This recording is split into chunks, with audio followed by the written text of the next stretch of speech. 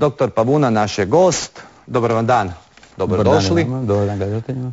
Povod vašeg gostovanja je još jedno međunarodno priznanje koje dolazi iz Kine. Tamo su vas pozvali zapravo da sudjelujete na jedinstvenom projektu na gradnji ultra sofisticiranog takozvanog lebdećeg laboratorija. U stvari, oni su prihvatili moju inicijativu jer je to preskupi laboratorij. Evo to je slika iz svibnja kad sam bio sa predsjednikom akademije profesorom Zaom, jer da bi napravili takav laboratorij treba vam 25 milijuna dolara, što mi ne možemo dobiti više ni u Americi tako jednostavno, jer naprosto radite doslovce kao što pravite kuću sa ciglama, cigla po ciglu, na taj način radite nove elektronske sklopove. Tako da ste u stanju napraviti, umjesto da imate ovakvo računalo, veliko, imat ćete ga na skali 15 godina doslovce u noktu.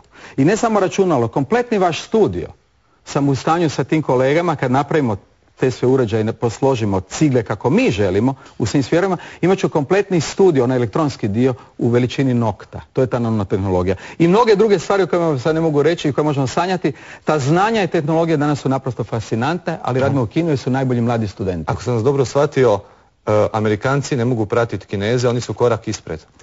Ne do kraja, jer recimo ravnatelj ovog laboratorija, mladi ravnatelj, u stvari također je Amerikanac i studira u Americi. Međutim, vizija koju sam ja postavio s mojim kolegama je toliko ispred, jer sam uvijek 20 godina u idejama ispred, što je legitimno, tako da vidite da Hrvati mogu biti znanstvenici i apsolutno lideri u svijetu, pobjednici. Ta ideja je da nametnemo mi, konkretno ja u ovom slučaju, tehnologiju i rješenja svima. Ne mogu to napraviti u Hrvatskoj, preskupo i ne može se to raditi na Ruđer Bošković, bi prebio skupo. Može se u Kini i smo mi najbolji ljudi. Dokazat ću Kini i ćete i birati ljude tamo, hoće li u tom lebdećem laboratoriju biti možda još koji Hrvat? Vrlo moguće, jer gledajte, to je taj princip koji brani u Hrvatskoj i sad pogotovo u predizborno doba i tako dalje. Rekao sam u emisiji Nedjeljom u 2 i ponavljam. Imate samo dve opcije i ono što ne ide u Hrvatskoj su mediokriteti koji vode zemlju. Ponavljam, mediokriteti. Ne, morate izabrati bolje od sebe.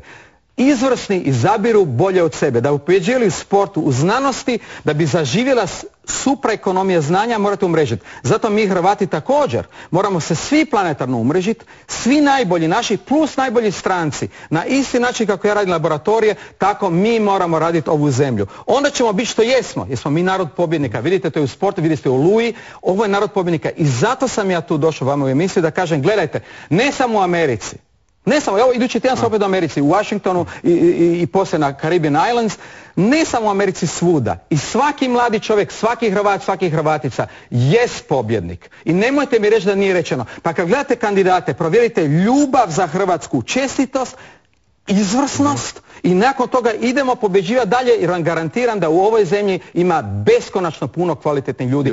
Evo sad hoću pitati, spomenuli ste predsjedničku kampanju. Možemo li očekivati možda i vašu kandidaturu, odnosno kako vi komentirate? Reći vam najiskrenije, nakon Nedjeljom u 2 15. ožujka kod gospodina Stankovića, ja sam bio nažalost pretrpan elektronskim porukama. Narod je vidio da sam Hrvat, česti dečko, znanstvenik i radim pošteno i ne želim ništa drugo nego jednu čistu Hrvatsku sa znalcima, napraviti bolju ekonomiju. Uključuju Hrvatsku banku gdje će biti znalci inozemni i domaći povezani, kao što rade i Židovi. I to je legitimno. Međutim, ja više ne mogu na svaki email odgovoriti i molim Hrvate i svi koji mi se ljudi, dajte se umrežite. Jer mi tu mrežu znanaca i onako radimo kao i hoćemo Hrvatsku banku u Hrvatskoj koja će financirati te brojne genijalce. Jer gledajte, Hrvatska ima 1.300.000 zaposlenih koji rade 30 milijardi dolara.